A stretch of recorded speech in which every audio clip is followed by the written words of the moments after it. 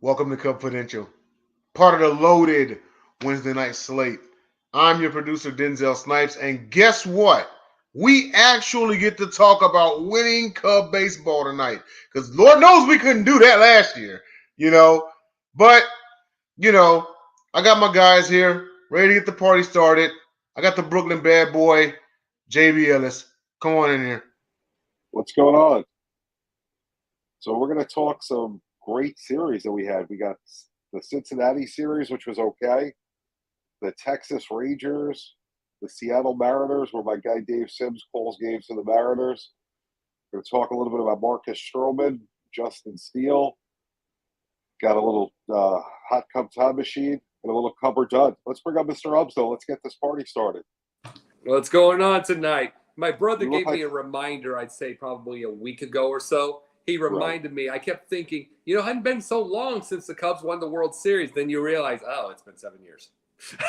7 years would be nice. I think it's just because the 108 years we Cub fans don't think about it, but 7 years is still a long time.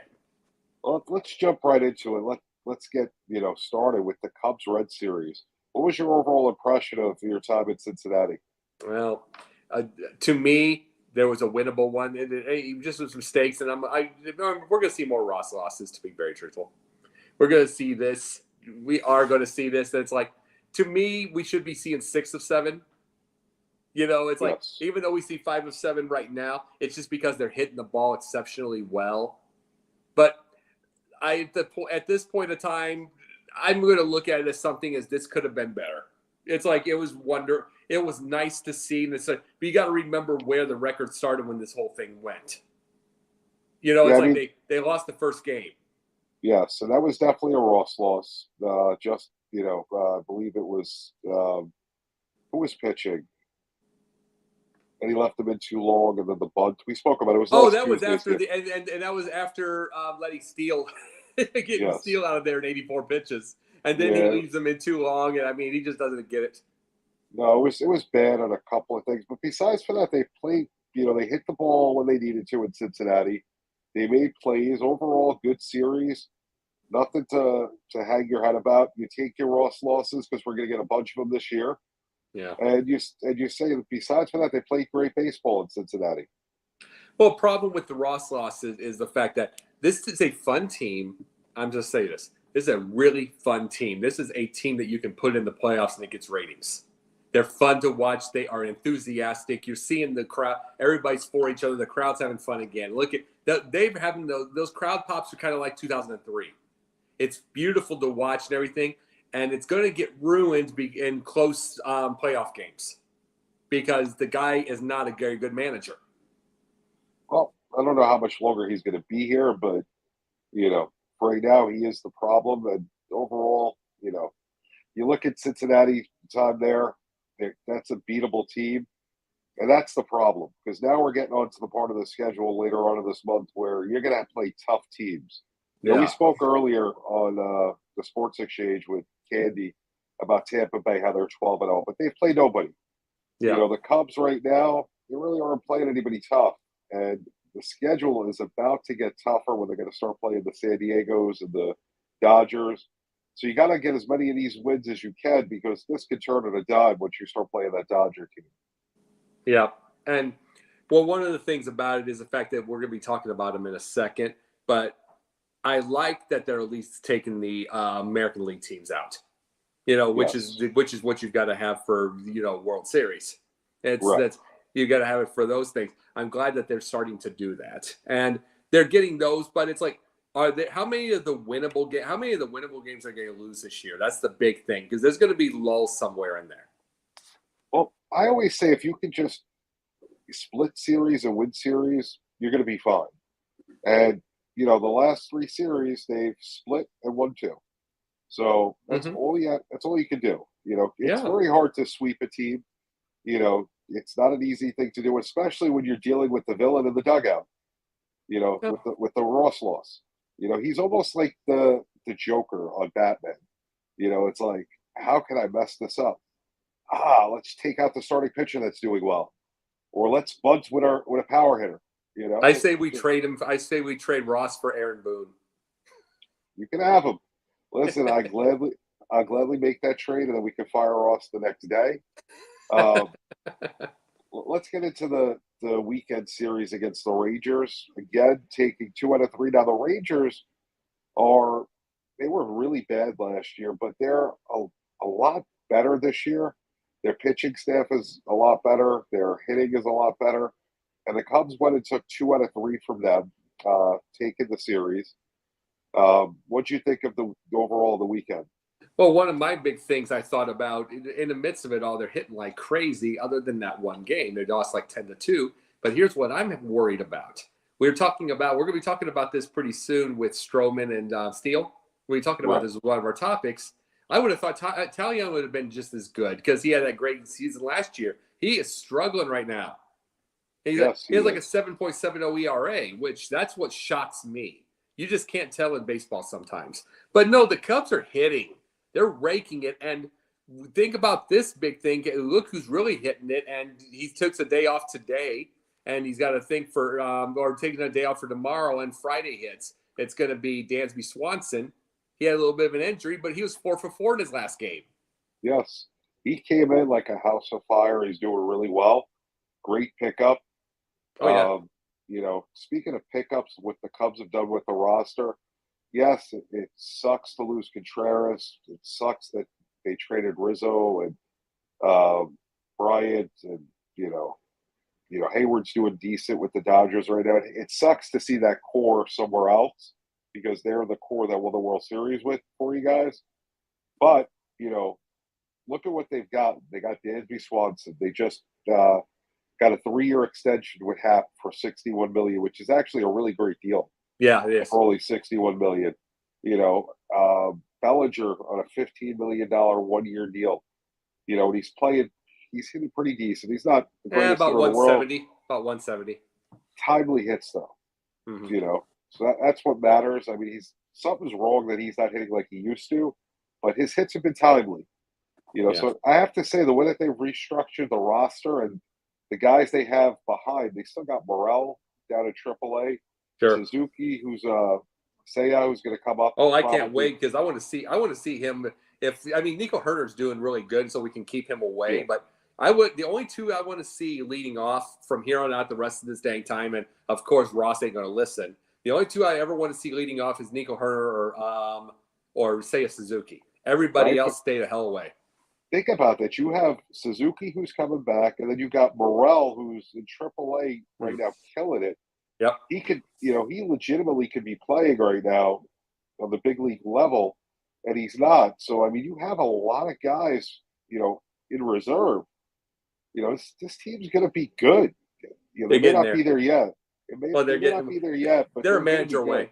Truthfully, they're a manager away because as you keep this club outside maybe 1 or 2 people, they're going to be a lot of fun. They are the type that I would love to see Tampa face while Tampa's really good to see where Tampa is because the Cubs can absolutely rake. Yep. They've, timely hitting, really decent pitching. They could be a scary team if they sneak in there. You never know. Yeah. So after the Rangers, we had the Mariners with the series just ending today. They took a loss. Really didn't hit the ball well today. But, last night down 7-0, doing the Sideline Sports Show, Rafael Esperanza's coming on. Huge Cubs fan from Chicago.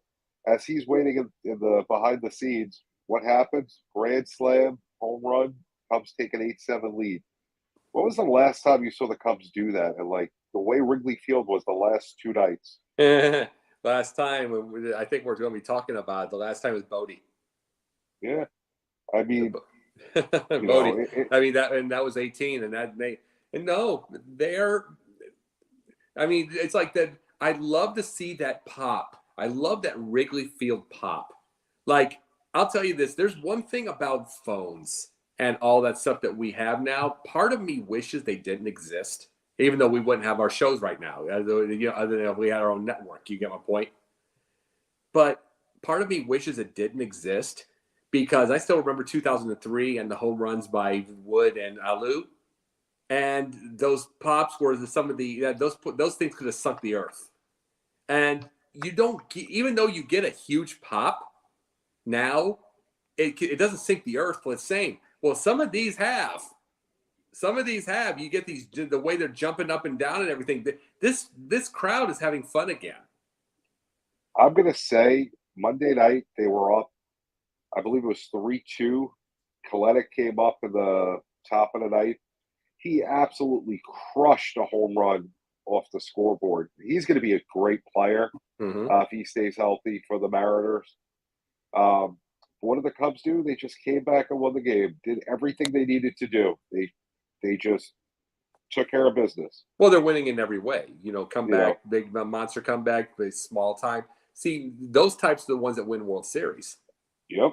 Tuesday down 7-0. They come out and they, now come back and just 8-7. Then they win what, 12-8, I believe? 14-9. 14-9. I took away a couple of runs for both teams.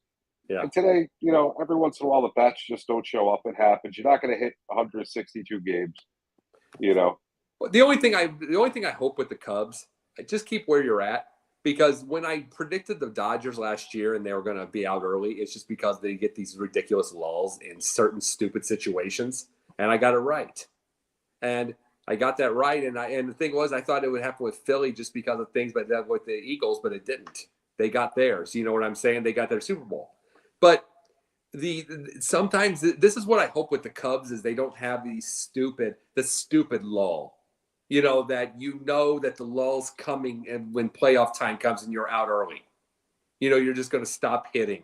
You're going to just stop pitching. You're going to stop everything, even though it's 111 wins and everybody's so excited. I hope the Cubs just keep a certain consistency all year long where they become dangerous.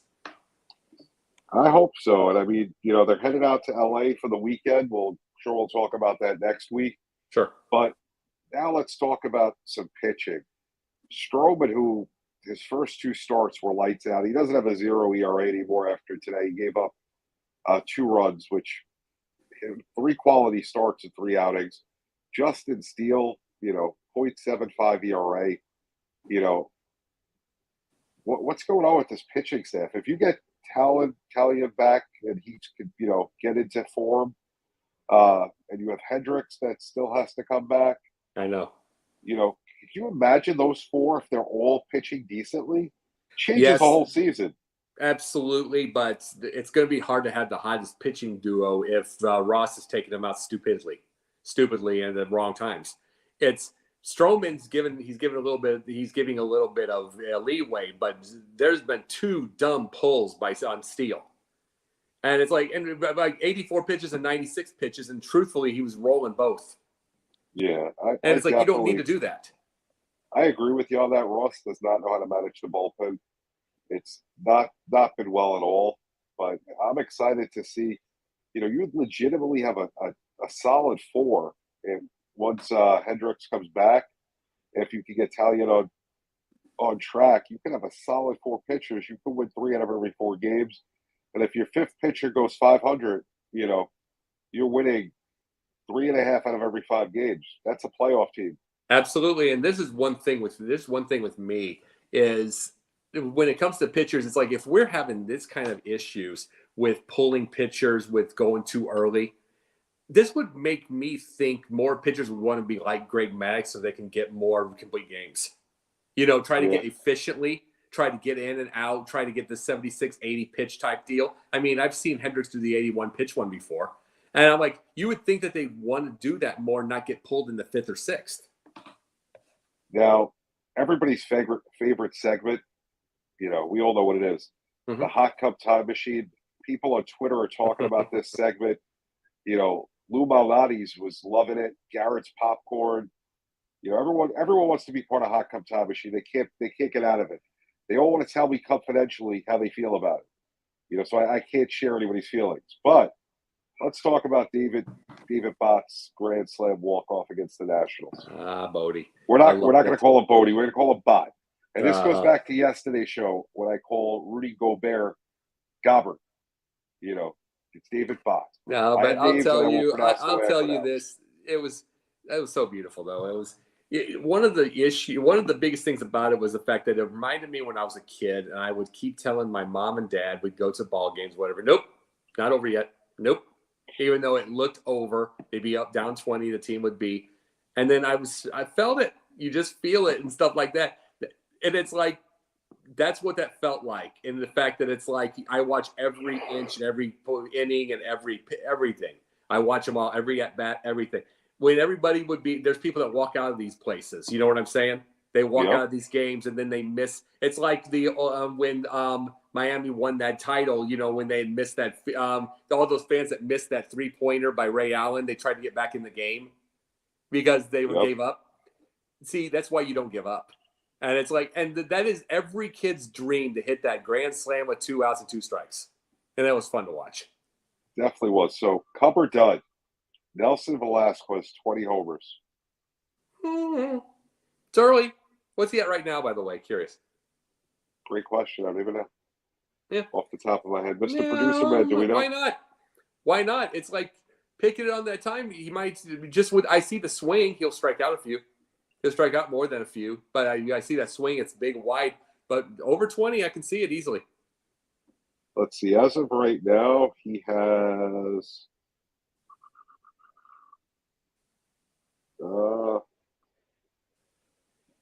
one. That can't be right. I don't know. That's probably the first one. But you know something? Yeah. I see that swing. That swings will get him a lot of strikeouts, but you get a contact, and there's going to be a huge amount of power and a lot of fans.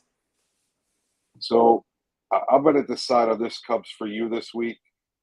I'm going to give it to the fans at Wrigley Field that got to enjoy some great baseball. Yes. The first 2 night games of the year, big wins. They got to see exciting baseball Monday night. They got to see what I'm sure they all thought was going to be a horrible game by the start of the second inning Tuesday night. So the fans that stuck it out, stayed there, cheered, and brought in that game, I'm going to give it to them this week, which I don't ever do. But, you know, they get to this Cubs for you, to the fans at Wrigley. Yeah, I absolutely agree. Those fans, because you got to remember, a lot of them put up with some terrible baseball. And they for a long time. A lot of time, yeah. And it's like, see, we're looking at it. It's hard to say, oh, it's been a while, because we had 108 years and we waited. But it's been 7 now, and we believe. You know what I'm saying? We believe that they can do more now. And it's like, and this is a possibility of being a really dangerous team really, really soon. Mr. Ubbs, tell me in confidentiality what you think is going to happen in Los Angeles, in Dodger Stadium this weekend. I'm going to say this. I think either win or lose 2 out of 3, and it's going to be all close, all of them. Because I think it's going to be all close, and it's because I really believe it's going to come down to, I think it's going to come down to the management. You know, and it's who's out managed. Yeah. You're scaring me. And on that note, we're going to see you after the Cubs are on the West Coast next week. Yeah. We're going to be at Dodger Stadium at Chavez Ravine. We're going to see some Mookie Betts. We're going to bring Bellinger back. I think he gets a big hit somewhere in this series. Mm-hmm. But until next week, this is JB Ellis. We got Jacob Christner, Mr. Ubbs himself. We got the producer, good old Mr. Cubfidential, Denzel Snipes in the background. But until next week, make sure you're watching the Sideline Sports Network. Gauntlet coming up on 100 episodes. We got the Geary Stein and Stevens show that's got some ton of great guests. We got Dave DeRocher on Sideline Sports with us. We got the Pundits Views and Pundits Pundit, South Florida Sports Exchange, Rudy Reyes. Quickly, just getting ready really soon. There's a possibility of a really big guest on Pundit Views really soon. I'm not going to bring it up yet because I got to guarantee it, but possibility. There are so many good shows. If you're not spending your evenings and nights with us, I don't know what you're doing, because you can watch sports as you listen to us. You don't have to see my pretty face. It's okay if you don't. Mr. Ubbs won't be upset if you don't watch him running his hands through his hair, like he's Farrah Fawcett over there. Perfect hair. But until next week, make sure you check out the Gauntlet tomorrow and Friday. They got 2 episodes this week. And if I didn't mention your show on your other network, doesn't mean you're not good. It just means that there's so much good stuff. Yeah. We're the best that's out there. Nobody can talk sports the way we can. And if you think you can, you're welcome on any of our shows. stop on by. We will gladly teach you how to talk sports. Until next week, we're out. Take care.